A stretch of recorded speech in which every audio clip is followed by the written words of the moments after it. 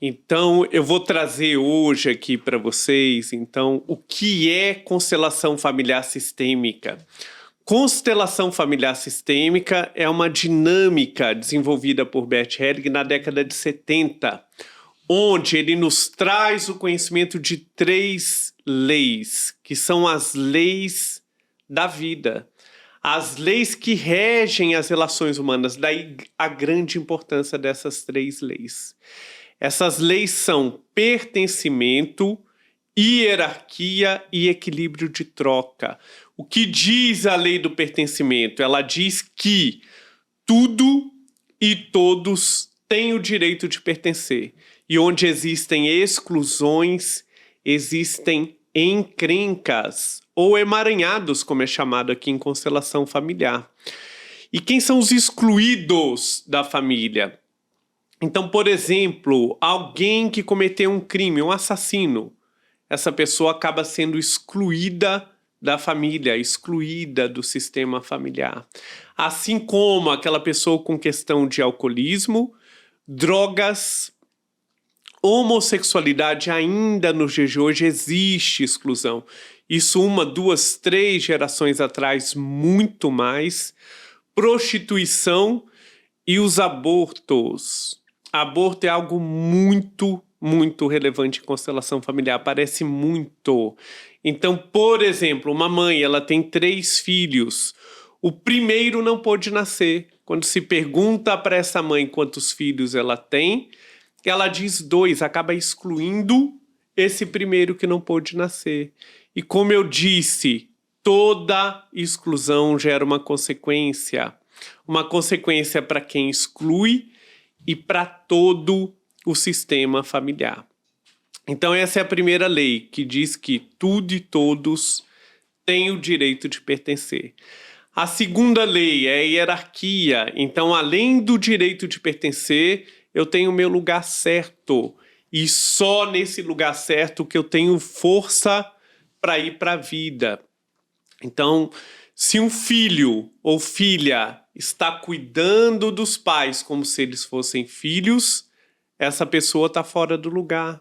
Não tem força para ir para a vida.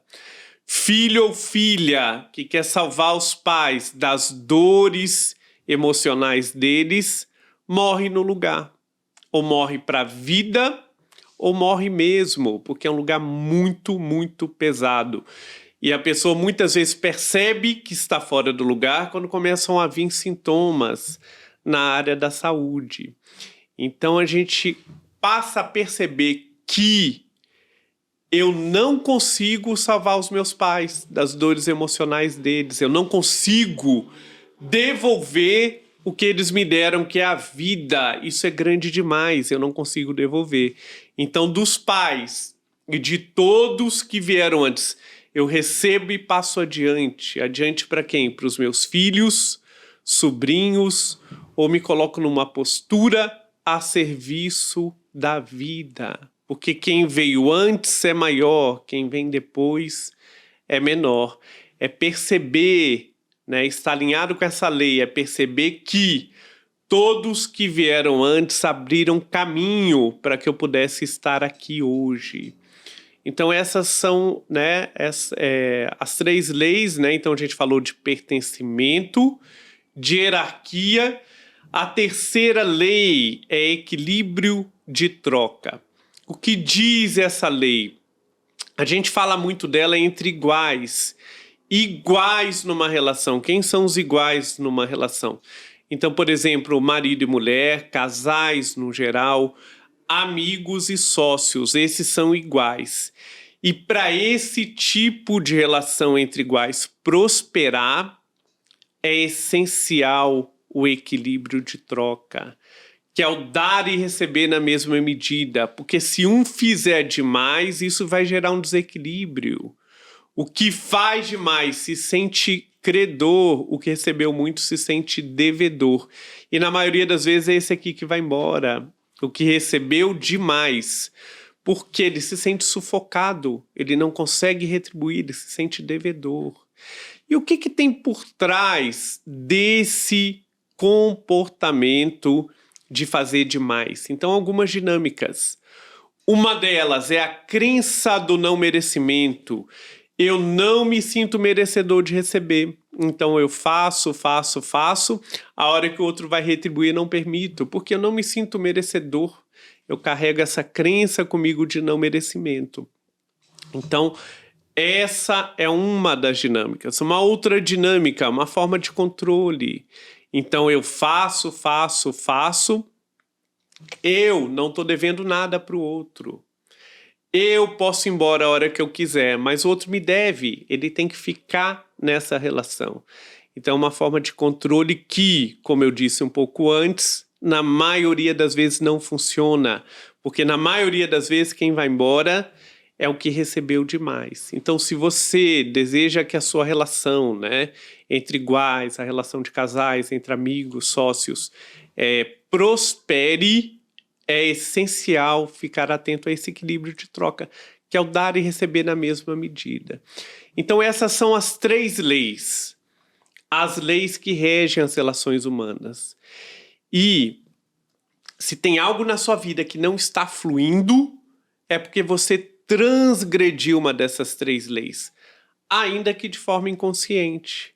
Então, através da constelação familiar, eu posso olhar para as diversas questões, né, para as diversas áreas da vida. Eu posso olhar para relacionamento afetivo, relacionamento entre os familiares, às vezes muito conturbado. Eu posso olhar para saúde, qualquer questão de saúde, seja ela emocional ou física. Então, por exemplo, ansiedade, depressão, síndrome do pânico, hipertensão, diabetes, câncer. Às vezes é um câncer que se repete na história da família. Por exemplo, a minha avó tinha câncer de mama, a minha mãe também, agora eu estou com câncer de mama. Então, histórias repetitivas. Eu posso olhar para o profissional, no sentido de, eu não me sinto realizado profissionalmente. Eu me sinto perdido, eu me sinto fora do lugar. Não gosto do que faço. Eu posso olhar para a profissão. Posso olhar para o financeiro.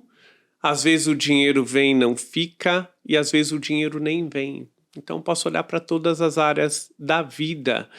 E, né, o objetivo, né, do atendimento em constelação, né, dessa dinâmica, dessa terapia considerada terapia breve, é o quê? A tomada de consciência. De onde vem isso? E a partir dessa tomada de consciência, eu posso transformar qualquer área da minha vida.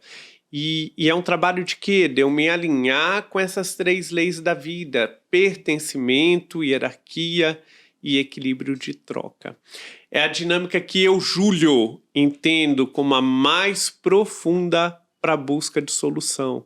Eu trabalho com a hipnose, trabalho também com barras de Access, me formei em várias outras terapias dinâmicas e também passei, né, eu na minha busca pessoal, por muitas outras. E ainda assim entendo como a mais profunda. Ela tem uma característica de trazer o que está oculto, né, o que tem por trás de um sintoma, de um comportamento, o que está oculto. E sim, a partir dessa tomada de consciência, como eu disse, eu posso transformar qualquer área da minha vida.